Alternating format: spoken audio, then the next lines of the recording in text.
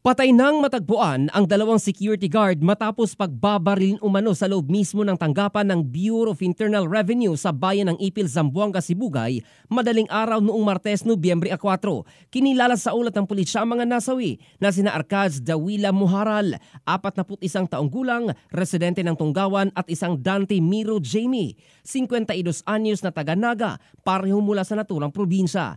Ayon sa ulat ng Zamboanga Sibugay Provincial Police Office at ng PRO9, nagtamo ng mga tama ng bala sa katawan ang dalawang biktima na naging sanhin ng kanilang agarang pagkamatay. Natagpuan sila ng utility worker ng tanggapan na parehong walang buhay, duguan at nakahandusay sa loob ng BIR office kinaumagahan. Batay sa investigasyon ng Ipil Municipal Police Station, pinaniniwala ang tinangay ng mga salarin ang file storage disk ng security camera system ng BIR dahilan upang mahirapan ang mga otoridad sa pagtukoy sa pagkakakilanlan ng mga sospek. Kaugnay nito, inatasan na ni Police Regional Office 9 Director Brigadier General Eliazar Mata ang mga lokal na unit ng pulisya ng Zamboanga Sibugay na agad tukuyin at arestuhin ang mga responsable sa pagpatay upang masampahan ng kaukulang kaso.